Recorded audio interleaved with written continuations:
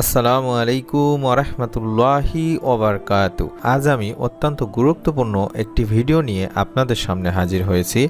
আজকে আমি আলোচনা করব ফরজ গোসলের পূর্বে কি কি আপনাদের কাজগুলো করতে হবে। আমাদের অধিকাংশ দিনী ভাই বোনেরা জানেন না, সেই বিষয়টি নিয়ে আপনাদের সাথে আলোচনা করব। অর্থাৎ ফরজ গোসলের সময় কিছু ভুল বা কিছু নিয়ম, যেই নিয়মগুলো আপনাদের অবশ্যই জানা জরুরি। আমি আশা করি আপনারা সম্পূর্ণ ভিডিওটি দেখবেন এবং যারা আমাদের চ্যানেলে নতুন কিংবা পুরাতন ভিডিওগুলো দেখেন, চ্যানেলটি সাবস্ক্রাইব করেননি, তাদের কাছে অনুরোধ করব অবশ্যই চ্যানেলটি এখনই সাবস্ক্রাইব করে বেল বাটনটি অন করে রাখার। ইমানদারকে সব সময় শারীরিক পরিচ্ছন্নতার দিকে খেয়াল রাখতে হয়। অজুর পাশাপাশি তাকে সময়, সুযোগ ও সুবিধা আবশ্যকতা অনুসারে বা অনুপাতে গোসলও করতে হয়।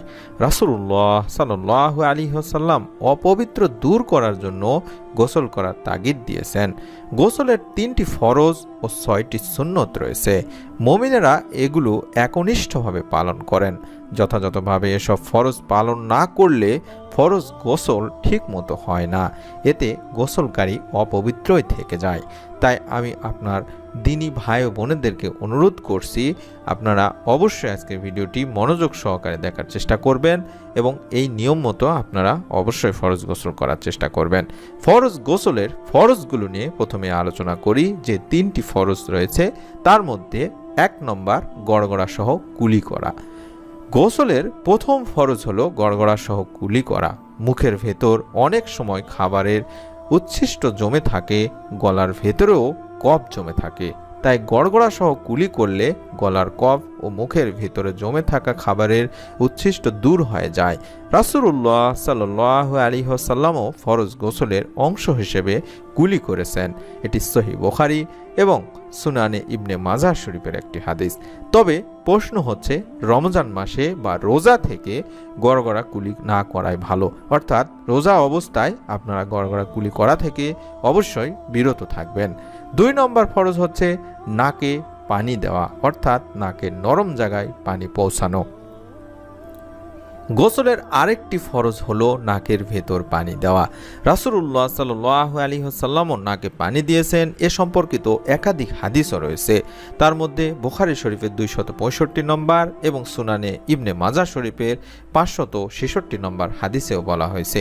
তবে রমজান মাসে বা রোজা থাকলে অবশ্যই নাকে পানি দেওয়া থেকে বিরত থাকতে হবে, এই বিষয়টি আপনাদেরকে খেয়ালে রাখতে হবে। এবং সর্বশেষ যে ফরজটি সেটি হলো সারা শরীর বা পুরো শরীরে পানি দিতে হবে, কোথাও যেন শুকনো না থাকে। এমনভাবে গোসল করতে হবে যাতে শরীরের কোনো অঙ্গ শুকনা না থাকে। এই প্রসঙ্গেও একাধিক হাদিস রয়েছে, যেসব হাদিস অনুযায়ী রাসূল সাল্লাল্লাহু আলাইহি ওয়াসাল্লামও যখন গোসল করতেন তখন তার শরীরের সব অংশই ভেজা থাকতো। এটি সুনানে আবু দাউদ শরীফের একটি হাদিস। এবারে আপনাদের সামনে আলোচনা করব গোসলের যে 6টি সুন্নত রয়েছে সেই 6টি সুন্নত নিয়ে। তার মধ্যে 1 নম্বর সুন্নত হচ্ছে গোসল শুরুর আগে অবশ্যই বিসমিল্লাহির রহমানির রহিম বলে গোসল শুরু করা।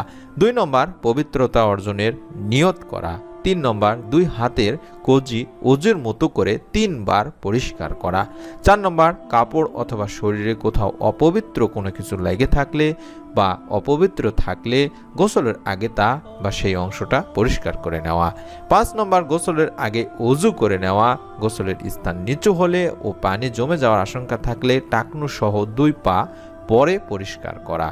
এবং 6 নম্বর সুন্নত হচ্ছে ডান দিকে 3 বার, বাম দিকে 3 বার ও মাথার উপর 3 বার পানি ঢেলা বা প্রবাহিত করা। এবার আমরা জেনে নেব গোসল কখন ফরজ হয়, অর্থাৎ ফরজ গোসল আপনারা কখন করবেন। 5টি কারণে ফরজ গোসল আপনাদের জন্য করতেই হবে। তার মধ্যে 1 নম্বর হলো স্বামী স্ত্রী সহবাস করলে কিংবা পুরুষদের স্বপ্নদোষ হলে। 2 নম্বর নারীদের ঋতুস্রাব অথবা পিরিয়ড হলে। 3 নম্বর সন্তান প্রসবের পর রক্তপাত বন্ধ হলে। 4 নম্বর মৃত ব্যক্তিকে গোসল দেওয়া জীবিত ব্যক্তিদের জন্য ফরজ।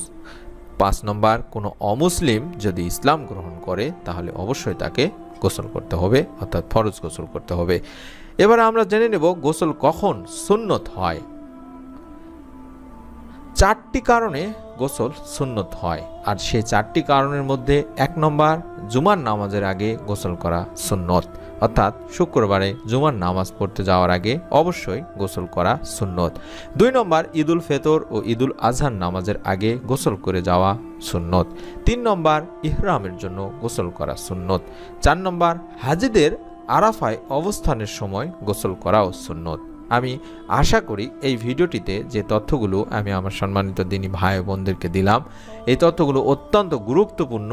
যারা হয়তোবা এর আগে জানতেন না কিংবা অনেকে জানতেন, আমি আপনাদের কাছে অনুরোধ করব এই তথ্যগুলো আপনারাও আপনাদের নিকট আত্মীয় স্বজন, বন্ধু বান্ধব সকলের কাছে জানিয়ে দিবেন। ভিডিওটি শেয়ার করেও জানিয়ে দিতে পারেন, খুবই সহজে তারাও ভিডিওটি দেখে এই বিষয়গুলো সম্পর্কে অবগত হবেন। আমি আশা করি আপনারা সকলেই ভিডিওটি শেয়ার করে দিবেন। ভিডিওটি কেমন লাগলো তা আমাদেরকে অবশ্যই কমেন্ট করে জানাবেন, এবং কোন বিষয়ের উপর কারো যদি কোনো কিছু জানার থাকে, কোন বিষয়ে ভিডিও চান, তাহলে কমেন্ট করতে পারেন। আমরা ইনশাআল্লাহ সেই বিষয়ের উপর বিস্তারিত জেনে তারপরে আপনাদের সামনে ভিডিও আকারে তুলে দেওয়ার চেষ্টা করব। আর সর্বোপরি আপনাদের কাছে অনুরোধ করব, অবশ্যই আমাদের চ্যানেলটিকে বড় করতে সহায়তা করবেন। আমাদের চ্যানেলে কোনো প্রকার ছবি কিংবা কোনো নারী পুরুষের ছবি ব্যবহার করা হয় না, হারাম কোনো ছবি ব্যবহার করা হয় না। আমি আশা করি যারা এই বিষয়গুলো বোঝেন তারা অবশ্যই আমাদের চ্যানেলটি সাবস্ক্রাইব করবেন। আল্লাহ তাআলা আপনাদের সকলকে বোঝার তৌফিক দান করুন, এবং চ্যানেলটি সাবস্ক্রাইব করে বেল বাটনটি অন করে রাখার তৌফিক দান করুন। পরবর্তী ভিডিও পাওয়ার জন্য ইনশাআল্লাহ আমি আশা করি আপনারা আমাদের চ্যানেলের সাথেই থাকবেন। ভিডিওটিতে অবশ্যই একটি লাইক দেওয়ার অনুরোধ করছি। সকলে ভালো থাকুন, সুস্থ থাকুন, এই নিয়মগুলো মেনে চলার চেষ্টা করুন। আসসালামু আলাইকুম ওয়া রাহমাতুল্লাহি ওয়া বারাকাতুহু।